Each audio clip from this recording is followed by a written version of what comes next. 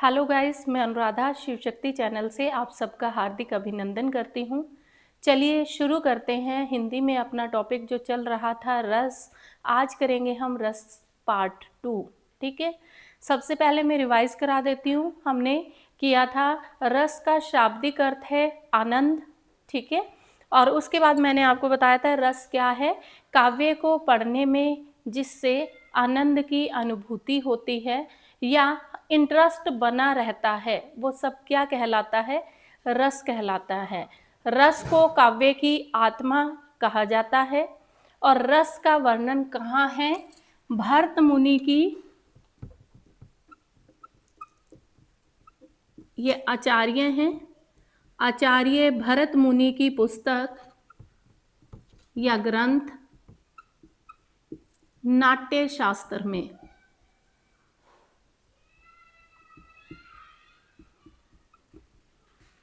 ठीक है, आचार्य भरत मुनि ने अपनी पुस्तक नाट्य शास्त्र में रसों का विवरण दिया है। ये आपको पता होना चाहिए कि रस के जनक कौन है, आचार्य भरत मुनि। और उनकी पुस्तक का नाम जिसमें रसों का वर्णन है वो कौन सी है, नाट्य शास्त्र। इन्होंने आरंभ में कितने रस दिए हैं, आरंभ में रसों की संख्या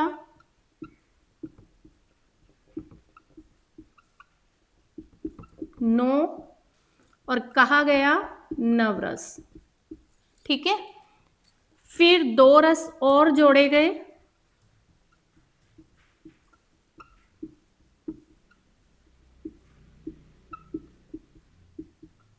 कौन कौन से, भक्ति रस और वात्सल्य रस।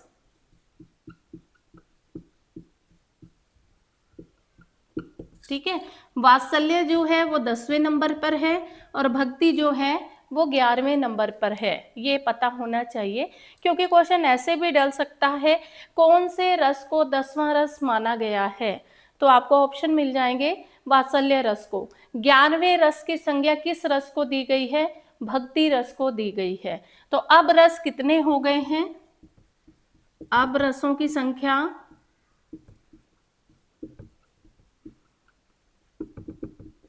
11। ठीक है, मैंने आपको बताया था कि ये 11 के 11 रस कौन कौन से और उनका भाव क्या है, ये हम कर चुके थे। आज हम आगे बढ़ेंगे। जो हमने रस के 4 अंग किए थे,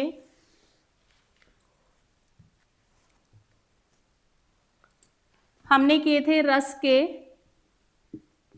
4 अंग, जिसमें पहला था स्थाई रस, स्थाई भाव, विभाव, अनुभाव और लास्ट था संचारी भाव।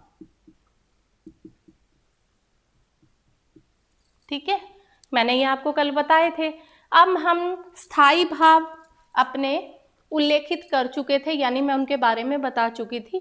वो स्थाई भाव जो हमें जन्म से मिलते हैं और जन्म से लेकर मृत्यु तक चलते रहते हैं, जैसे गुस्सा होना, प्यार करना, ठीक है, अपने आप ही मान जाना, खुश होना।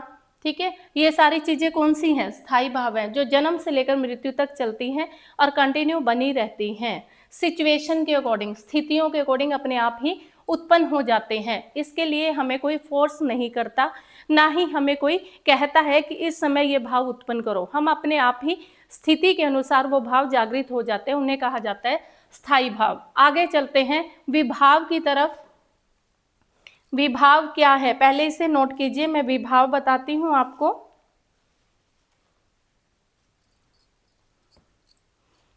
ये यहां पर बता देती हूं। विभाव आगे 2 भागों में बटा हुआ है, आलंबन विभाव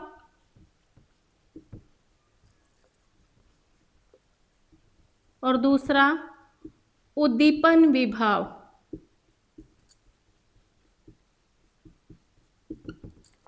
आलंबन सहारा लेना, जिसका सहारा लेकर हम आगे बढ़ते हैं, वो आलंबन विभाव है। उद्दीपन विभाव होता है जिसके कारण ये भाव उत्पन्न होते हैं, वो उद्दीपन विभाव होता है। स्टिमुलस भी इसे ही बोला जाता है। साइको में हम स्टिमुलस पढ़ते हैं, वो उद्दीपन ही होता है। अब आप देखिए आलंबन विभाव क्या है, जिसका सहारा लेकर हम आगे बढ़ते हैं। जैसे कि आपको कोई पेपर क्रैक करना है, ठीक है, आप किसी ना किसी से तो पढ़ते ही हो, सपोज करो मुझसे पढ़ रहे हो, किसी और से पढ़ रहे हो जो आपसे ज़्यादा जानता है, नॉलेज पर्सन से, तो आप उसका सहारा लेकर आगे बढ़ रहे हो, वो क्या है, आलंबन विभाव।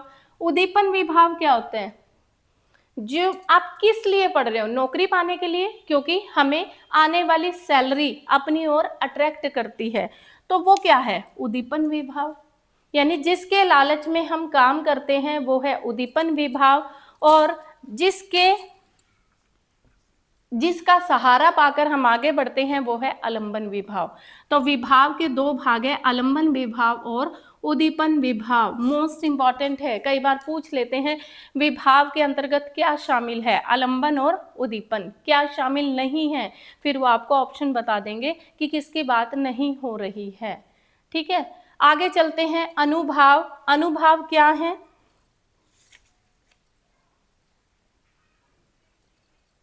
ये नोट कर लो, फिर आपको अनुभाव के बारे में बताती हूं।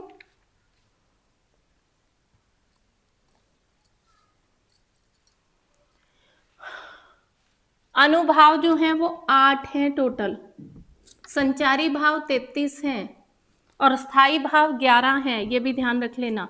स्थायी भावों की संख्या 11, विभावों की संख्या 2, अनुभावों की संख्या 38 और अनुभावों की संख्या 8, संचारी भावों की संख्या 33। ठीक है, दो हम डिस्कस कर चुके हैं। जिसका सहारा लेकर हम आगे बढ़ते हैं आलंबन, जिसके लालच में हम काम करते हैं वो उद्दीपन। ठीक है, अब आगे चलते हैं। अनुभाव क्या है, ये नोट कर चुके होंगे। मैं अनुभाव के बारे में आपको बता देती हूँ कि इसके 8 अंग कौन से हैं, यानी इसमें 8 कौन कौन से भाग शामिल हैं।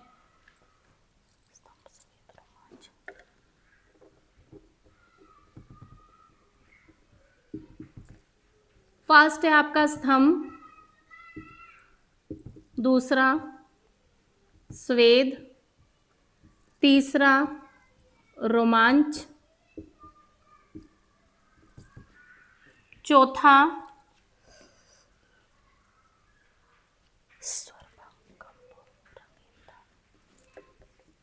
स्वरभंग, पांचवा कंप, छठा रंगहीनता, 6 ये है आपका। 7वां है आपका अश्रु और 8वां है आपका प्रलय। अश्रु और 8वां प्रलय।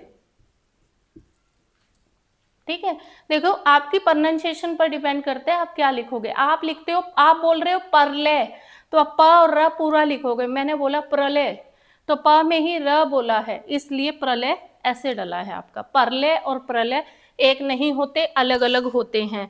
अब देखो ये आपके अनुभाव हैं, और अनुभाव को मुख्य रूप से जो बांटा गया वो 4 भागों में बांटा गया है। ये आगे उन 4 भागों से रिलेटेड है। कौन कौन से हैं, जैसे आपका सात्विक, कायिक और वाचिक। सात्विक, कायिक, वाचिक। सात्विक, कायिक, वाचिक और आहार्य, ये ध्यान रखना। अनुभाव आपके 4 हैं, 4 में से जो सात्विक है उसे 8 भागों में बांटा गया है, जो आपके सामने है। सात्विक, कायिक, वाचिक और आहार्य, आप इनको डिस्कस करते हैं। आप ये नोट कर लो पहले। अनुभाव क्या होता है, जो हम फील करते हैं, जो हमारी बॉडी के अंदर ऑटोमेटिक होता है, वो कौन कौन से हैं, सात्विक है, कायिक है, वाचिक है, आहार्य है। चलिए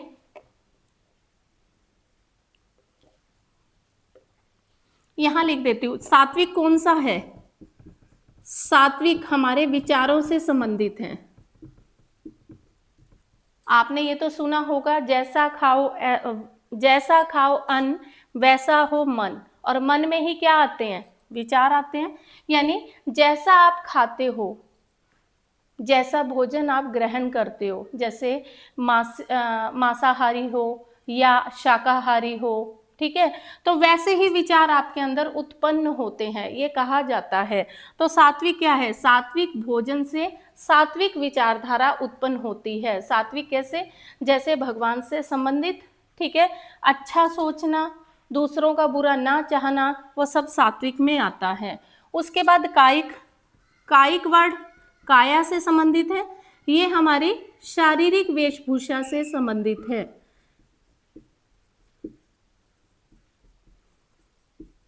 जैसा आपका पहनावा होगा, ठीक है, वैसे ही आपकी सोच बनती चली जाती है, ठीक है। उसके बाद आती है वाचिक। वाचिक कौन सी है? वाणी से संबंधित है, यानी बोलना। जैसा आप सोचोगे वैसा आप बोलोगे, आपकी वाणी भी वैसी ही होगी। अगर आप मधुर वाणी बोलते हो तो सामने वाला भी आपसे मधुर शब्दों में बात करता है। अगर आप लड़ने से के लिए दौड़ते हो तो दूसरा भी आपसे लड़ता ही है। तो आपके बोलने पर, ठीक है, डिपेंड करता है। वैसे भी कहा जाता है कि एक बार मुंह से निकले हुए शब्दों को हम वापस नहीं ले सकते, ठीक है। तो वाचिक यानी अपनी वाणी को कैसा रखें? शुद्ध रखें, अच्छा अच्छा बोलें, अच्छा अच्छा सोचें। आहार्य, जिसे ग्रहण नहीं किया जा सकता, जो त्यागने योग्य है, यानी त्याज्य। आहार्य, जिसे ग्रहण नहीं किया जा सकता।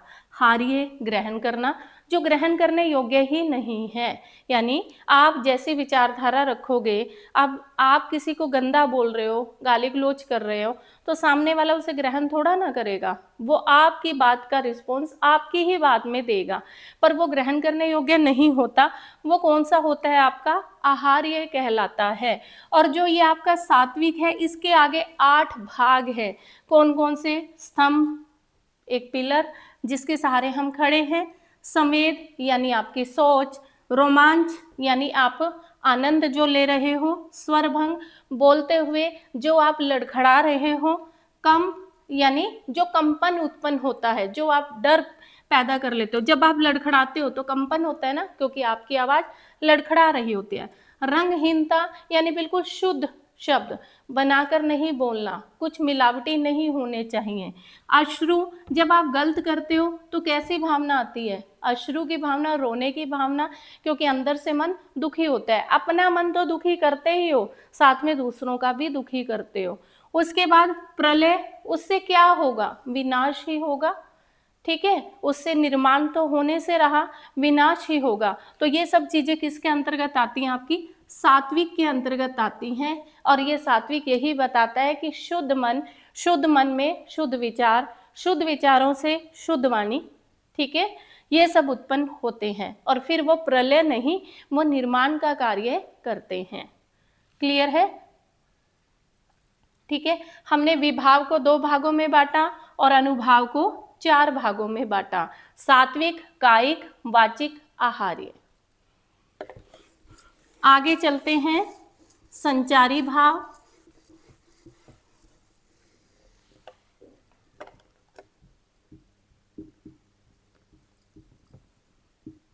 संचारी शब्द से ही हमें क्लियर हो रहा है, संचरण करना,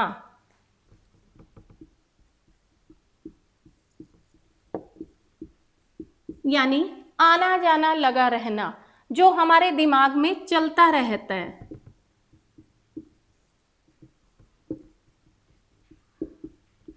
चलने वाले विचार, वे अच्छे भी हो सकते हैं और बुरे भी हो सकते हैं। हमारे दिमाग में हर टाइम कुछ ना कुछ चलता रहता है, चाहे वो अच्छा है चाहे बुरा है। देखो, हम सो भी जाते हैं तब भी हमारा दिमाग चलता रहता है, ठीक है ना।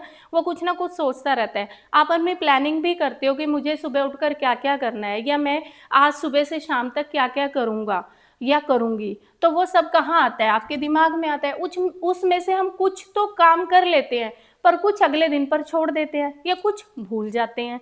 तो वो सब क्या है? वो संचारी भाव हैं। इनकी संख्या कितनी है? 33 है।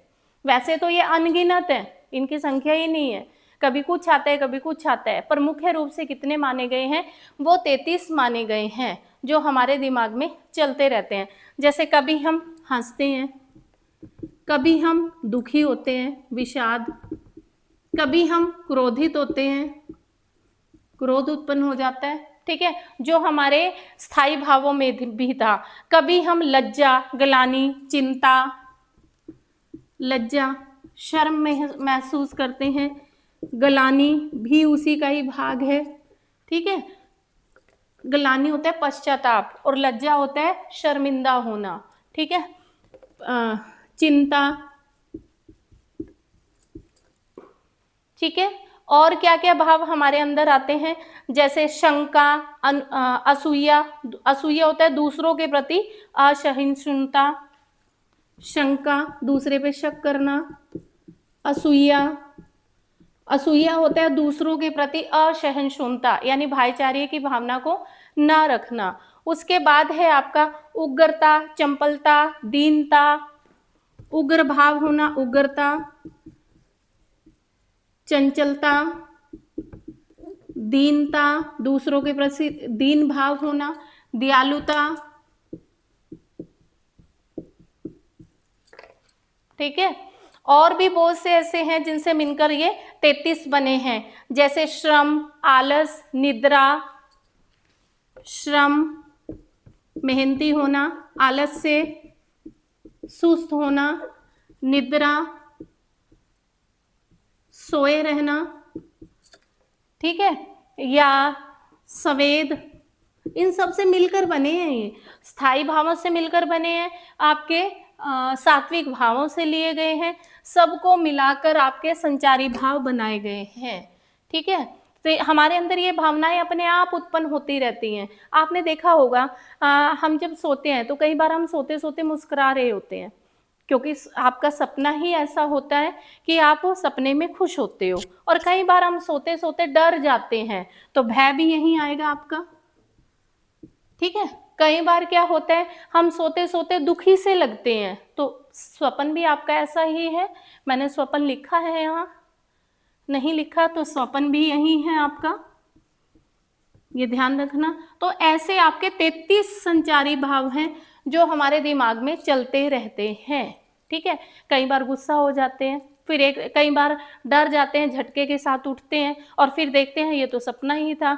तो कुछ और सपने में भी आप ये चीज़ नोट करते हो, कुछ चीज़ें तो हमें याद रह जाती हैं, कुछ चीज़ें हम सुबह उठते ही भूल जाते हैं। क्यों? क्योंकि वो संचारी भाव है, संचरण कर रहे हैं, फिक्स नहीं है, स्थायी नहीं है, टिकाऊ नहीं है, जो आपको परमानेंट याद रहेंगे, ठीक है। जो आती जाती रहती हैं चीज़ें, वो सब किस में आती हैं? संचारी भाव में आती हैं।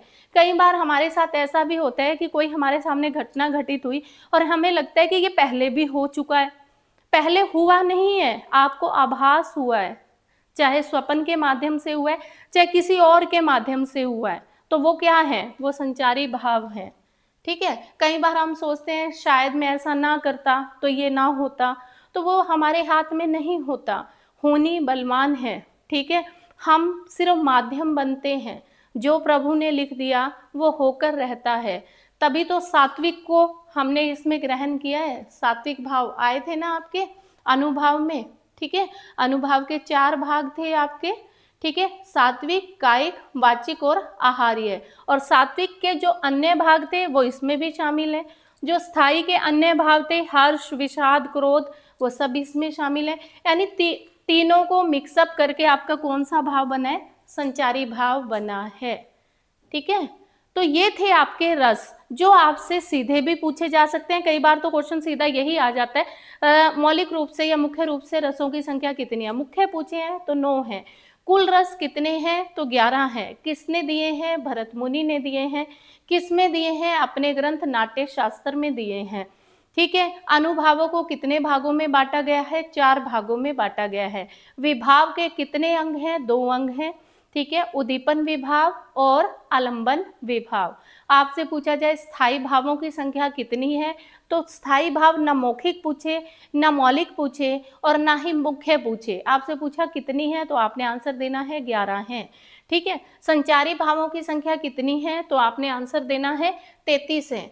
आपसे पूछा जाए अनुभावों की संख्या कितनी है, तो आंसर देना है 4 है। ठीक है, आगे वो 4 के भाग हैं, सात्विक, कायिक, वाचिक और आहार्य। सात्विक के अन्य भाग कितने हैं, 8 हैं। ठीक है, ये सारे के सारे मैंने आपको बता दिए। कई बार तो सीधा आ जाता है कि लज्जा किस भाव के अंतर्गत शामिल है, तो संचारी भाव के अंतर्गत लज्जा आता है। मैंने आपसे कल एक बात भी डिस्कस की थी कि कई बार क्वेश्चन सीधा आ जाता है, कई बार पंक्ति के माध्यम से आता है। पंक्ति के माध्यम से भी आता है तो पंक्ति में ही क्लू छिपा हुआ होता है, तो आपको डरने की बात नहीं होती। तो मैं आपको एक एग्जाम्पल दे देती हूँ, जैसे कि आपके पास आ गया, निसिदिन बसरत नैन हमारे, ये पंक्ति है आपके पास। निसिदिन बरसत नैन हमारे, ठीक है। आगे दिया इन्होंने, सदा रहत पावस ऋतु हम पर जब ते श्याम सिधारे। सदा रहत पावस ऋतु हम पर जब से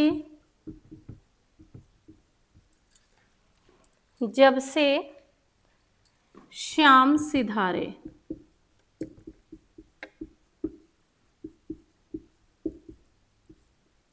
अब देखो, आपको ये पंक्ति दे दी और पूछा कौन सा रस है। सिधारे शब्द से मीनिंग क्या है कि आपके पास नहीं है, सिधार गए, कहीं चले गए।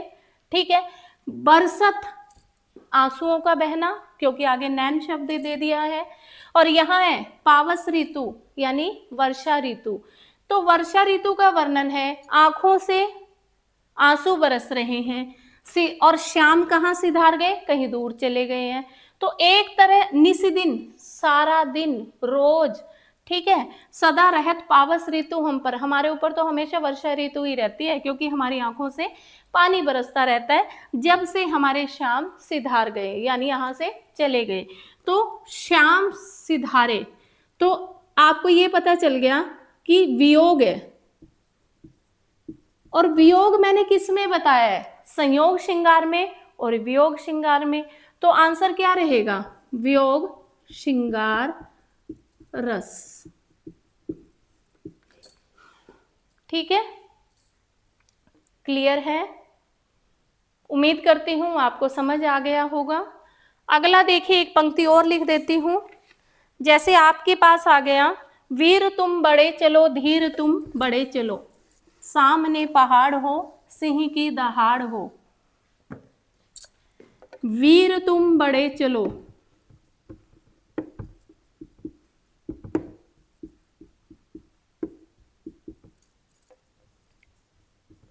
वीर तुम बड़े चलो, सामने पहाड़ हो,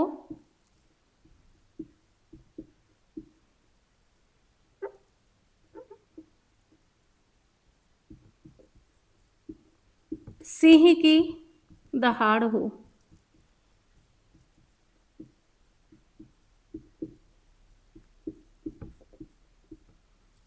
ठीक है, अब देखो, वीर तुम बड़े चलो, मोटिवेट कर रहे हैं।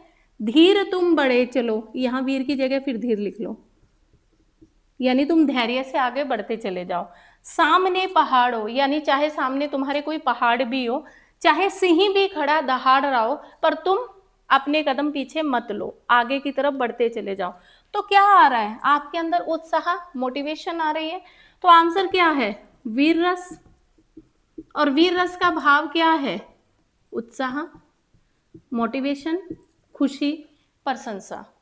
ठीक है, तो ऐसे आपको जो भी पंक्ति मिलेगी उसमें कुछ ना कुछ क्लू छिपा हुआ होगा। आपको डरना नहीं है, आपको पंक्तियों के मीनिंग नहीं निकालने, वहीं से देखो कि ये पंक्ति हमें क्या कर रही है, मोटिवेट कर रही है। इस पंक्ति में कैसी कैसी भाषा प्रयोग की गई है।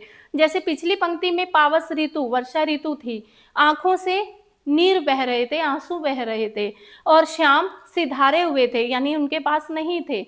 तो आपको पता चल गया वियोग की बात है। संयोग और वियोग की बात मैंने पहले दिन ही बताई थी कि स्थाई भाव में एक श्रृंगार रस था। श्रृंगार रस को दो भागों में बांटा गया था, वियोग श्रृंगार और संयोग श्रृंगार। अब वियोग है, दूर है, तो इट मीन्स कौन सा आंसर है, वियोग श्रृंगार रस। ठीक है, तो यहाँ पर वीरता की बात हो रही है, तो क्या आंसर है, वीर रस, और वीर रस का भाव क्या है, उत्साह।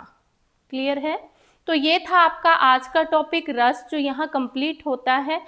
इसी प्रकार हर इंफॉर्मेशन को जानने के लिए, न्यू अपडेट डाटा कलेक्ट करने के लिए और आसान माध्यम से हिंदी को जानने के लिए मेरे साथ मेरे चैनल शिव शक्ति पर जुड़े रहिए। मेरे चैनल को लाइक कीजिए, वीडियो को शेयर कीजिए, सब्सक्राइब कीजिए, चैनल को कमेंट कीजिए। धन्यवाद।